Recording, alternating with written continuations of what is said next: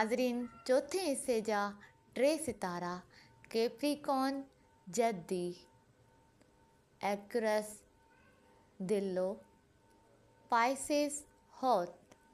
नाज़रीन, सिंधी हुजण जे नाते लाइक करियो ऐं सब्सक्राइब जे बटन खे ज़रूरु दॿायो त जीअं हर ईंदड़ वीडियो तव्हां ताईं आसानी सां मौसूल थी सघे। कैप्रिकॉर्न, जद्दी, हफ़्ते जे शुरूअ में तव्हांजे 8 खाने में मरीख़ ऐं ज़ोल जो किरन थींदो ऐं उन ई खाने में चंड बि हूंदो, लिहाज़ा माली मामला पहिरियां 2 ॾींहं बहितर आहिनि। जेकॾहिं ईअं ई प्लानट लॻा रहिया त माण्हुनि में ॾिनल पैसो वापसि मिलंदे ॾिसी रहियो आहे, पर हिननि जे साम्हूं ज़ोल बि वेठल आहे। उन करे पॉलिसीअ मुताबिक़ ख़र्चो करियो, हिकु तरफ़ लोढ़े न छॾियो, छो त ज़ुल जो मुक़ाबिलो ॾिसी रहियो आहे। मुमकिन आहे का माली परेशानी अची वञे, एहतियात करियो। 15 जुलाई ते तव्हांजे 3 ऐं 7 खाने में सिज ऐं नेपच्यून जी सुठी नज़र लॻल आहे। हफ़्ते जा पहिरियां 2 ॾींहं अधु जी ज़िंदगीअ में तव्हांखे सुकून ॾींदा ऐं रिश्तेदारनि सां पिणु सुठो वक़्तु गुज़रंदो। हफ़्ते जा आख़िर वारा 2 ॾींहं अधु जी रिलेशन में टेंशन में बदिलजी। एक्वेरियस, दिलो, हफ़्ते जे पहिरीं 2 ॾींहंनि में अधु जी तालुकातनि में गड़बड़ थियण जो इम्कान आहे ऐं जज़्बाती तौरु ॾुख मिलंदे ॾिसी रहियो आहे।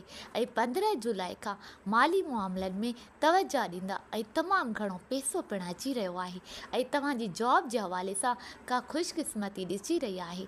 18 जुलाई ते तव्हांखे मामलनि में बहितरी महसूसु थींदी, त पोइ तव्हांखे जॉब ऐं बॉसिस ऐं रोज़गार ते मुहतात रहणो पवंदो, छाकाणि त तव्हांजा हालात वरी उल्टा थी वेंदा। हफ़्ते जे शुरूअ में जज़्बात में अची को ग़लति फ़ैसिलो करे न वेही रहो। पाइसेस, हौत, हफ़्ते जा शुरूअ वारा 2 ॾींहं तमामु घणा सुठा रहंदा, का सरगर्मी नज़र अची रही आहे। रोमानी हवाले सां बि सुठा रहंदा, जॉब ऐं रोज़गार में सुकून ऐं ख़ुशी मिलंदे ॾिसी रही आहे। रोमांस तव्हांजे हक़ में रहंदो, पर तव्हांजे उन घर में चंड वेही रहियो आहे, 12 खाने सां मुक़ाबिलो करे रहियो आहे, त पोइ ज़रूरत खां वधीक अॻियां न वधो। तवाज़ुन रखो ऐं एहतियात क़ाइमु रखो, न त मरीख़ परेशान करे विझंदो।